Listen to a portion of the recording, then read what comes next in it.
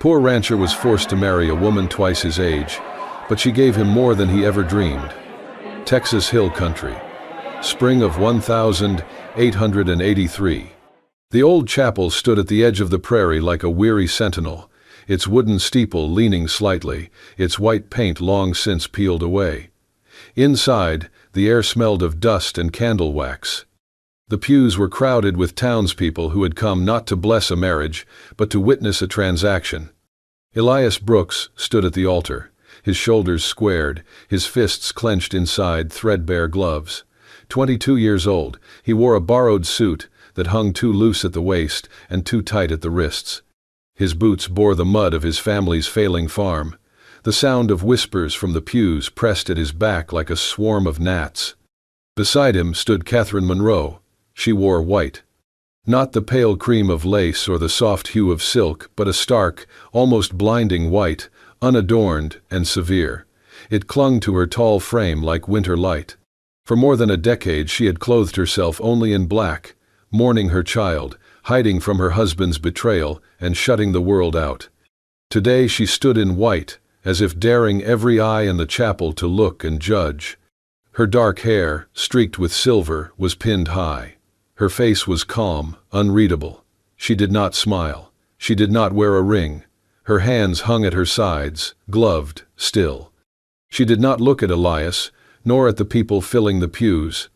Her gaze rested instead on the dusty organ at the back of the chapel, the one her son had played before he died. The preacher cleared his throat. His voice trembled as he read the vows. There were no flowers, no music, no exchange of rings. No one said, "I do." Papers were signed on the altar like deeds for land. With each stroke of the pen, Elias felt a part of himself slip further away. The townspeople murmured behind their hands, "She bought him like she buys cattle. Look at that dress, white after all these years? She's mocking us. Poor boy, doesn't even know he's being led like stock." Elias heard every word. He kept his eyes forward, jaw tight. In his chest a voice whispered, "I am not a man. I am a trade." A horse led into the chapel. He stole one glance at his mother seated near the back. Her hands were clasped tight around her kerchief, her face lined with worry and shame. This was her doing. Her plea to Catherine had saved their land but cost him his freedom. When the preacher finished, Catherine turned from the altar without a word. The townspeople shifted in their seats, disappointed that no spectacle had followed their gossip. Outside, the sky was pale and flat, and the wind pushed dust across the chapel steps. Catherine's skirts brushed the wooden floor as she walked to the waiting carriage. She did not look back. Elias followed her, the eyes of the town burning into his back. The carriage wheels creaked as they rolled away from the chapel. The prairie stretched endless and dry, dotted with mesquite and thorn. Neither of them spoke. Elias stared at the horizon, his mind a tangle of anger and disbelief.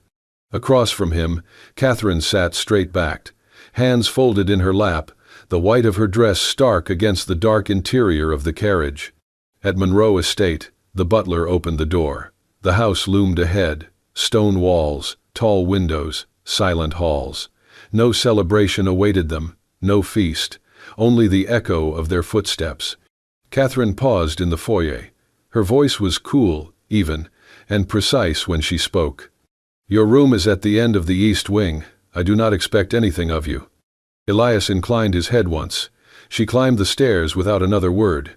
He stood beneath the heavy chandeliers, staring up at her retreating figure, at the flash of white disappearing around the landing. He did not feel like a husband. He felt like a contract. And yet, in the defiant whiteness of her dress, after years of black and mourning, something silent and challenging glimmered. Not warmth, not kindness, but a dare. Elias drew a breath and followed. Not because he must, but because something in that white dress told him this story was not yet finished. Monroe Estate, 5 days after the wedding. The Monroe Estate was a house meant to echo, its ceilings high, its halls long, its doors thick enough to keep voices from carrying. Elias had never known such quiet, could feel so heavy. Every footstep he made seemed to bounce back at him like a question no one dared to answer. His room sat at the far end of the east wing, just as Catherine had told him. It was large, too large, with a fireplace that had not been lit in years, and books on the shelf that had never been opened. The bed was too soft. The windows were too clean. The silence pressed on him like a second skin. They never shared a meal. Catherine rose early and spent her mornings in the greenhouse or at her writing desk. Sometimes she rode into town with her foreman and returned with ledgers and books. She never knocked on his door, never asked where he went during the day. Elias spent most afternoons helping the stable hands or walking the perimeter fence just to feel the wind again. They passed each other in the hallways, like ghosts in different lifetimes. She was not cruel, not cold even, but she was all distant. Her words were brief, polite. There was no warmth, yet also no disdain. One afternoon, Elias returned early from the stables. His boots were still dusty, shirt damp with sweat. He noticed the study door ajar and peeked in, thinking to ask about supper, though he knew there would be none shared. Inside, the room smelled faintly of lavender and smoke. Glass bottles lined the shelves behind Catherine's desk, tinctures, oils, and perfumes, some labeled in Latin. He reached to straighten one that had tilted awkwardly. It slipped. The bottle hit the desk with a soft thud and rolled, landing on the floor with a crack that seemed louder than it should have been. A sharp floral scent filled the room. Elias froze, heart hammering. Catherine appeared in the doorway.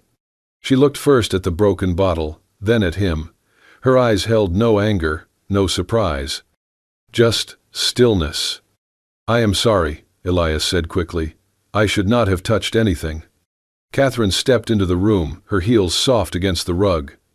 "There are some things," she said quietly, "that do not need to be touched, to be broken." Elias looked at her, really looked. For the first time, he saw it, not coldness, but caution, not distance, but fear. Her hands, always so composed, trembled just slightly as she picked up the shards. She did not scold him, did not send a servant to clean the mess.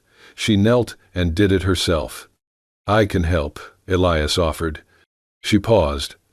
"Leave it," she said, not unkindly. "It is only glass." But the way she held the pieces, tender, careful, almost reverent, told him it was not just glass, it was something more, something tied to a time before him. Later that night, Elias sat on the edge of his bed and stared out the window. He had thought her distant because she did not care, but now he began to suspect the opposite.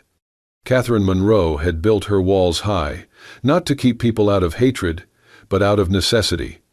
She had been broken once, maybe more than once, and now she lived like the bottle he had shattered, beautiful, fragile, and untouched, for fear of falling apart again. Elias lay back, the scent of lavender still clinging faintly to his fingers. He did not know why it mattered, but it did. She was not made of ice.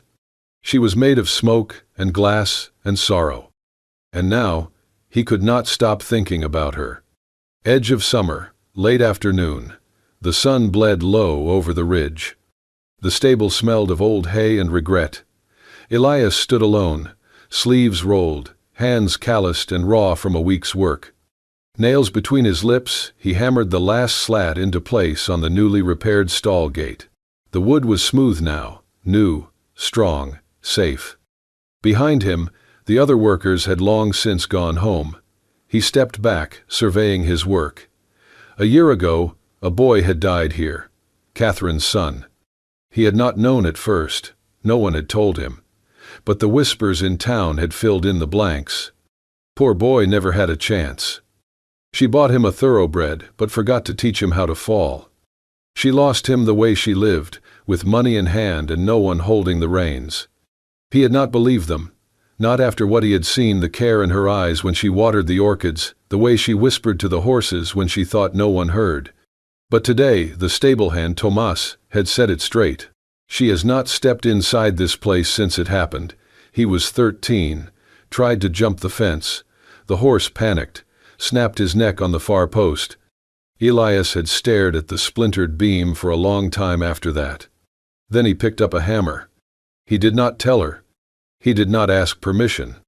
He just began. Every night after work, he returned, pulling down the old gate, replacing hinges, sanding every surface, until the barn smelled more like cedar than sorrow. It was not for praise. It was not even for forgiveness. It was just something that felt necessary, something unspoken between them that needed tending. On the seventh evening, as he swept the last of the dust into a corner, he heard the faint crunch of gravel behind him. Catherine stood just outside the stable door. She wore black. She always wore black. But today, her sleeves were rolled to the elbow. Her hands were empty. She did not speak. Her eyes moved slowly across the space, past the new wood, the polished saddles, the quiet stillness. They landed on the far post, the one that had ended everything. She closed her eyes, just for a breath. When she opened them again, they were shining. Elias watched her. He did not move.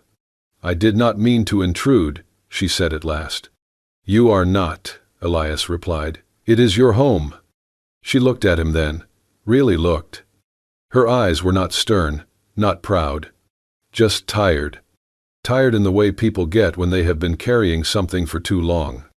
"I used to stand right there," she said softly, nodding toward the tack bench. "Every morning. He would mount up, flash that ridiculous grin, and shout something foolish just to make me worry." Elias smiled, faint and reverent. Catherine's voice caught slightly. She cleared her throat. "They said I did not love him, that I tried to buy his happiness."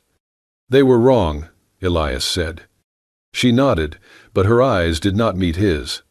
He did not try to touch her, did not step closer. He just stood there, quiet and open. And for the first time since he had come to this house, Catherine did not walk away quickly. She stood in that doorway, between light and shadow, and let the tears gather without shame. Then she turned and left, boots soft on the path. Elias leaned against the stall door, breath shallow. The barn no longer smelled of old grief. It smelled of beginnings. The evening had slipped in quietly, with the sky painted in strokes of rust and violet. Inside the house, a gentle calm settled, lamps glowing low, the scent of chamomile drifting faintly through the halls. Elias and Catherine sat across from each other in the library, a worn book open between them. She had just read a line aloud, her voice smooth and distant, and something in the cadence made Elias look at her differently. She was not fragile, not like glass, but like flint, worn and fire-hardened. And in that moment, something stirred in him. Not duty, not pity, but desire, real and quiet. When she handed him the book, their fingers brushed. Elias reached for her hand, not fast, not forceful, just a touch, light and unspoken. But Catherine recoiled. Not dramatically, not cruelly, just a sharp inhale and a step back, her eyes wide, as if she had been burned. "I'm sorry," she whispered. Elias stood still, the sting sharper than he expected. Then, his voice, low, clipped, broke the silence. "I'm not a child, Catherine," he said, "and I'm not here to soothe your guilt or fill some hollow room in this house." Her gaze dropped, but he didn't stop. "I'm not something you bought to replace the son you lost. I am not here to be fixed. I can stand, I can choose, and I can damn well love." He turned, grabbed his coat, and walked out. The wind outside was cold, but not colder than what he carried in his chest. He rode into town in silence, the horse's hooves cutting through loose gravel. By the time he reached the saloon, the lamps were flickering behind dirty windows and music drifted faintly from inside. He stepped in, not for drink, but for distance. He sat at the edge of the room, back against the wall, watching the others laugh, shout, sway. He did not speak, did not move. And then, softly, a shadow fell beside him. A hand rested gently on his shoulder, a familiar scent, lavender, faint but unmistakable. "Catherine." She said nothing, only placed her shawl, his favorite, the one with the stitched corners and worn softness, over his shoulders, then turned and left, silent as she came. He looked down at the fabric. The scent was warm, gentle, something he had once told her he liked. Once, in passing. And yet she remembered. She had been listening. That night, Elias did not sleep. He returned home after midnight, walked the halls alone, and stood in the doorway of the library long after the fire had burned low. Meanwhile, Catherine sat in her own room, alone by the mirror, her hands folded tight in her lap. The housekeeper entered quietly, bringing tea she knew would go untouched, but Catherine spoke before the woman could leave. "Do you know what my husband once said to me?" Her voice was almost a whisper. "He said I was elegant and dignified and too cold to ever be loved properly." The housekeeper froze. "He found warmth elsewhere," Catherine continued, "in someone younger, louder, softer. I was the storm. She was the calm." She looked up, eyes sharp despite the shimmer behind them. "And I let him make me believe it." She reached for the lavender shawl on her chair, clutched it. "I lost my son. I lost my pride. I lost the right to be touched without suspicion. And now this boy, this man I've married, he looks at me like I'm a field after winter. Like something that might bloom again." The room was still. "I don't know how to trust it," she admitted, "but I remember every word he says, every silence he gives. And that terrifies me more than any betrayal ever did." She stood slowly, walking to the window. Outside, the moonlight blanketed the estate in silver, and somewhere below, Elias moved through the darkness, eyes lifted to the house that had become something more than shelter. That night, neither of them reached for the other. But something had changed. Not broken, shifted. And come morning, the silence between them no longer felt like a wall. It felt like a space where something true might grow. The wind that night howled across the prairie like a warning, shrill and constant, shaking the trees and rattling the windows of the Monroe estate. Rain had begun to fall, light at first, then heavier, turning the dry earth to mud and streaking the glass panes in endless trails of gray. Thunder rolled in the distance, low and deliberate, like footsteps approaching. Inside, the world was still. The lamps were low. The fireplace gave off more shadow than light, embers buried beneath ash. And in the master bedroom, Catherine Monroe lay pale and unmoving, her skin flushed with fever, her lips parted in shallow, labored breaths. Elias sat beside her, sleeves rolled up, jaw tight with quiet panic.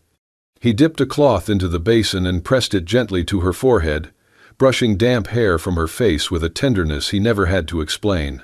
"You need to fight, Catherine," he whispered, voice barely above the storm.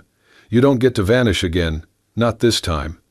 The room smelled of sweat and lavender oil. The sheets were soaked. Her nightgown clung to her skin. Still, she did not wake. Elias stood and moved through the house with quiet purpose. He lit the stove and boiled water, his hands trembling only once. From the pantry, he pulled barley, onions, and a small bundle of herbs he had seen her dry weeks ago. He cooked as best he could, no salt, no precision, only hope. The broth simmered softly, steam curling upward like incense. The smell filled the kitchen, and for a moment he closed his eyes, wishing she were there to tell him what he'd done wrong. When it was ready, he poured it into a bowl and carried it upstairs, even though she could not drink. He sat beside her again and opened a book, an old volume of poetry she once left near his breakfast tray. He read aloud, slowly, each word falling like a stone into the silence. He did not know if she could hear.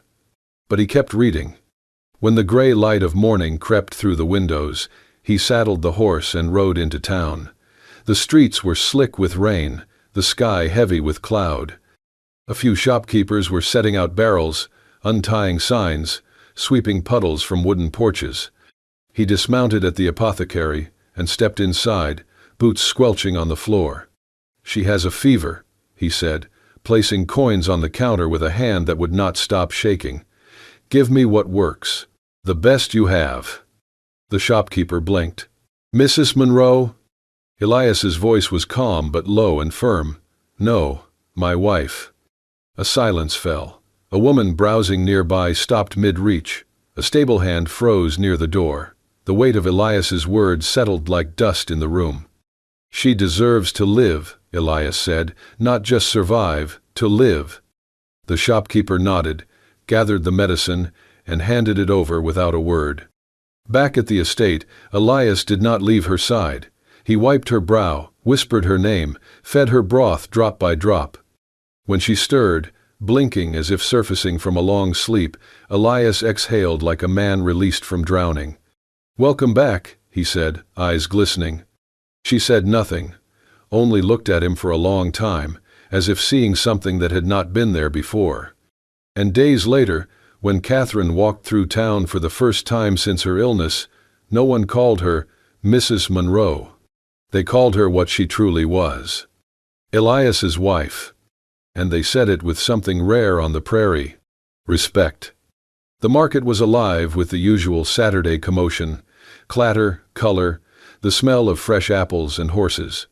Barrels thumped as they were unloaded, voices shouted over each other in greeting and bartering, and the air was thick with late autumn dust. But beneath the routine bustle, something simmered.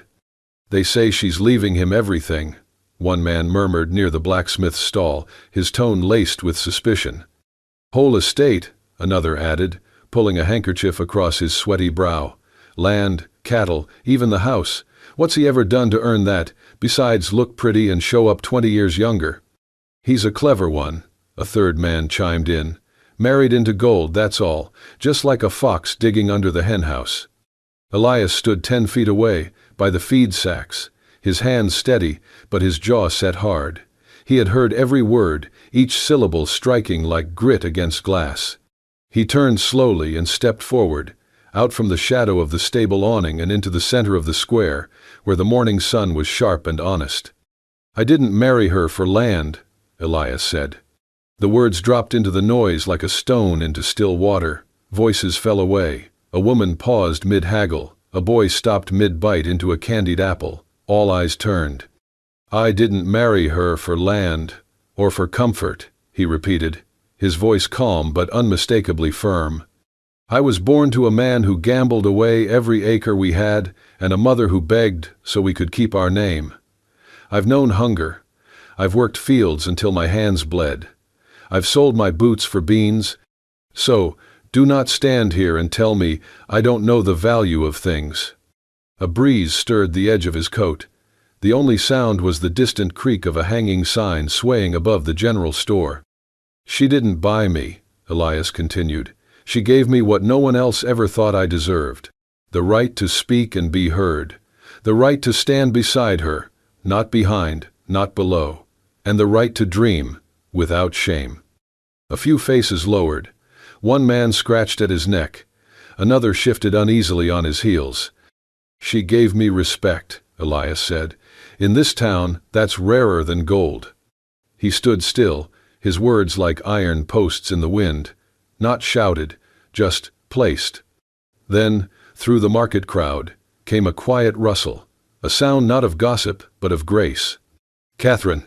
She walked toward him with unhurried steps, dressed in a simple gray coat, hair pinned neat, face unreadable. The hush deepened as she reached Elias and paused beside him. Then she took his hand, both of her hands enfolding his, and looked up at him with something raw and rare in her eyes. "Elias," she said, voice low and unwavering, "thank you." The crowd did not stir, they did not cheer. But something inside them shifted, like soil after a long drought. And days later, when the town was quieter, Catherine visited the little art store near the mill. Behind glass, among forgotten frames, she found a charcoal sketch, faded and awkward. A boy on horseback, lines smudged but full of motion. Elias's first drawing, traded long ago for a bag of nails. She bought it without a word, had it cleaned and framed. Then she hung it above the fireplace, in the center of their home. No portraits, no oil paintings. Just that first, fragile dream. And beneath it, a brass plate read, "His hands built more than fences, they built belief." The wind carried the first scent of spring, damp soil, budding flowers, and wood smoke drifting faintly from distant chimneys. It was Catherine's birthday. She had not celebrated it in over a decade. Not since the year everything broke. That morning, she found Elias waiting at the kitchen table, boots muddy, hair tousled, a strange glimmer in his eyes. "Come with me," he said, holding out a hand. She followed him through the fields, past the old paddock, toward the back of the estate. There stood the structure no one used anymore, the abandoned woodshed, crooked and weather-worn. She hadn't stepped inside in years. But the door had been repaired, the hinges no longer creaked, and when he opened it, sunlight spilled into something entirely new. The walls had been sanded and whitewashed. The old beams gleamed with fresh polish. Shelves lined the walls, already half filled with books, poetry, art, history, philosophy. A small cast-iron stove flickered in one corner. On a wide wooden table sat pencils, brushes, jars of color, neatly stacked paper. Catherine stepped inside, stunned into silence. "It's yours," Elias said softly. "Your space, to read, to think, to just be." She turned to him, voice catching. "Why?" He looked at the floor for a moment before answering. "Because you gave me room to be more than what this world decided I could be. You gave me silence when I needed it, and presence when I did not ask. That room upstairs was never meant to be mine, but this feels like something we built." She walked to one of the bookshelves and ran her fingers along the spines. Then she stopped. There, tucked between 2 volumes of Emerson and Whitman, was a small sketchbook. She opened it. Inside were Elias's drawings, children playing near the creek, a dog asleep by the fire, faces half-finished, full of life. On the last page was a note, written in his rough script. "One day I thought I might teach them to draw, but life asked me to give up dreaming for surviving." Catherine closed the book gently, then turned to him with tears bright in her eyes. "You will teach them," she said. "We will make it happen." And just like that, it was decided. That afternoon, she called in a favor from the mayor's office. She drafted letters to families around the county. She arranged to have easels delivered from Austin, supplies from Dallas. She paid for every child to have their own set of pencils and paper. A week later, the first children came, muddy shoes, gap-toothed grins, eyes wide with wonder. And Elias knelt down to greet them not as a benefactor, but as someone who knew what it was to be small and unseen. That night, after the last child had gone home, after the sun had dipped behind the hills, and the air smelled faintly of spring grass and turpentine, Catherine stood by the window of the new studio, watching Elias clean the brushes. "You're good with them," she said. "I used to wish someone would be good with me." She stepped closer. "You never asked me for anything. I didn't think I had the right." Catherine reached for his hand. He didn't flinch, didn't hesitate. When their fingers met, it was not tentative. It was not for appearance or agreement. It was choice. Later, in the quiet of the house, no words were spoken. Only soft steps across wood floors. Only the hush of fabric falling and the slow intertwining of limbs long held apart by fear. And in that silence, finally, there was no debt, no contract. Only a woman and a man, choosing, at last, to call the same place home. The sun rose over the fields like a quiet promise. Morning dew clung to the grass, and laughter echoed faintly from the side barn, where children gathered with chalk-stained hands and smudges of paint on their cheeks. The old woodshed had become something more, a beacon. It had been 1 year. 1 year since Catherine's birthday. 1 year since Elias had turned an idea into a place where children with nothing were told they could be something. They had named it Dreamer's Rest. The name now hung above the ranch gate, carved into a thick slab of cedar, letters deep and proud. "Where everyone is allowed to dream," it read beneath, in smaller words. The town had changed, little by little. Curiosity became respect. Whispers became nods. Some who once mocked now sent their own children there, even if only to borrow a pencil and sit quietly in the presence of belief. One morning, Catherine opened the post and found a letter. The envelope was small, addressed with clumsy handwriting. She opened it at the breakfast table.